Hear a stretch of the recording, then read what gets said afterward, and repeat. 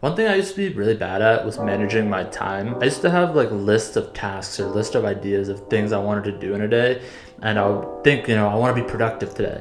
And then I'd look up and it'd be the end of the day and I had hardly gotten any of the things I wanted to do done. And that's because I was just really bad at managing my time. And that's why in this video I want to talk to you guys about like the 5 things that can be very beneficial to help you better manage your time. So let's jump into it. Number one, and this is something that I don't see many people talking about, is in order to manage your time, you should focus on managing your energy. So what do I mean by that is do the hardest tasks you have when you have the most energy and do the easiest tasks you need to do when you have less energy. I feel like a lot of people don't do this, when they have tasks they have set out for the day or the week, etc. They just kind of do them in random order. And then they end up with this thing where they have a lot of the hard tasks left to do and they have very little energy, and then they're not able to get those tasks done. You feel burned out and you haven't even gotten everything you wanted to get done. I know for me, one example of this that really does affect me a lot, and I see this all the time, is working out. So I know a lot of people, especially in the self-help, self-improvement community, like to, say that thing where it's like, I'm getting up at 5 a.m., I'm getting up at 4 a.m., I'm getting up at 3 a.m., I'm doing a 3-mile run, I'm doing a crazy workout, I'm doing 3 workouts before you even get up. And they're kind of encouraging this thing where it's like, you gotta get up and just get after it, go hard. And that's all well and good if that works for you. But for someone like me, I don't have as much of my energy that early in the morning. Now, I'm not somebody who stays in bed till 1, 2, 3 p.m. or anything like that. I like to get up at a normal time.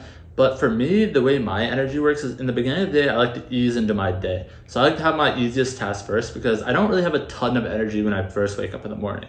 I still feel tired, I still feel groggy. So I need a little bit of time, take a shower, eat some breakfast before I start gaining some energy. So on the days that, I go and I have to work out in the morning because maybe I'm busy later in the day or I'm on vacation, whatever it is. Those days I notice that by afternoon and evening, I'm so tired and I'm drained of all my energy. So I know on those days where I absolutely have to go work out in the morning that I'm probably not going to be able to be as productive and actually manage my time as well and get things done because I'm going to be way more tired. The type of person I am, and even I've recently got my new Aura ring and it actually tells me this. So this is something that is kind of cool that the Aura ring actually confirmed what I already thought was I'm more of an early evening person. I'm not a late night person. I'm not up till 1 a.m. or anything like that. But for me, the period of time where I'm the most energy, most productive is around 3 p.m. to 7 p.m., 3 p.m. to 8 p.m., around that time. And so that's why for me, I choose to do my hardest, more energetic tasks around that period of time. So for example, with working out, I like to go work out right after work around 4 to 5, that range. I feel my most energetic then. After that, even if I am tired, I've already gotten done most of my hard tasks and I've done all my easy tasks earlier. I feel like I'll have manage my time better. So I think this is something that a lot of people don't really think about when they're planning their days or planning their weeks,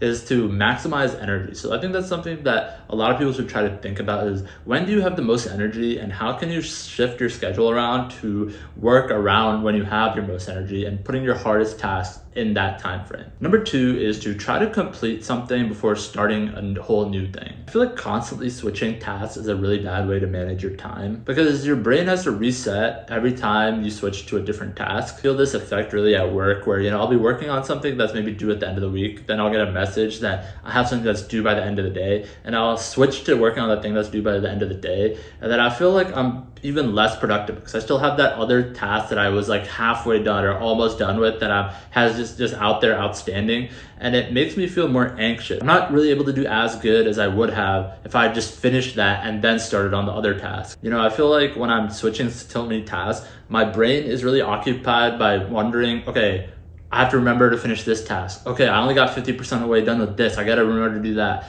Or I only got 25% of the way done with this. I gotta remember to do that. And there's so much clutter that I'm not even able to focus on the task that I switched to in order to try to be more productive. So for me, how to combat that is I'm really trying to instill a stopping point approach where not everything has to be all the way done, right? If something is emergency and you have to switch and do that right now and get it done, yeah, obviously you're gonna have to switch. But when it's not that important, I want to just implement a stopping point approach where I get to a point where I'm at least done partially. So like I said, at work, if I'm working on something and I need to switch to a different task, on task A, I don't need to get it all the way to 100%, but I want to get to a point where I'm okay, I'm done with one part of it, or I'm done with this portion of it, or I'm done with this one piece that I was working on. So that way, at least in my brain and in my head, it looks like, okay, at least I'm done with some of it. I'm not just like midway. I'm not just at a random stopping point where I don't know what's going on. If I come back to it, I'll start all over, things like that. So just trying to implement a stopping point approach where I focus on trying to actually get at least a little bit of it done before switching to a different task completely, and not just going from one task to another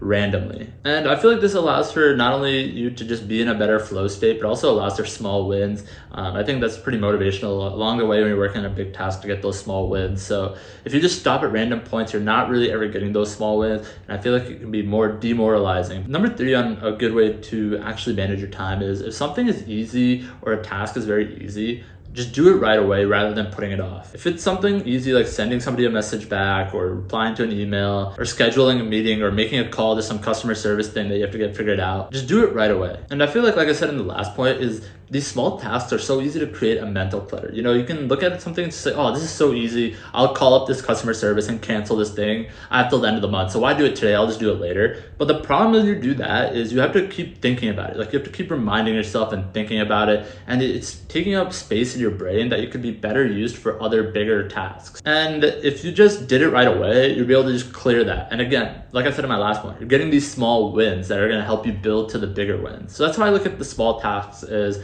just try to attack them right away. If it's easy, just get them done, clear them off your plate, and that way you can move on to the bigger tasks. And this is a great way to actually manage your time, because you're not putting things off. You're getting them done right away, and you're getting small wins. Number 4 is to reduce the amount of decisions you actually have to make. How many times have you been in this situation? I know I have a lot, where you have so many options that you end up getting like anxiety on what to decide on. What I'm trying to say is, try to just reduce the amount of decisions you have to make on a day-to-day basis. So like for things like meals, like cooking, rather than being someone who has like a 50 meal options that they can, you know, make every single day and trying to decide which one they want, have maybe fewer meal options. That way you already know what you're getting into. You're able to make that decision quick and just execute. And that's not to say you should just live like a minimalist and have nothing and, you know, just be so bare bone. But the point is just to try to reduce the amount of decisions you have to make is going to help you increase the amount of time you have to actually do those things. People might think it's boring to have like this more fixed schedule, but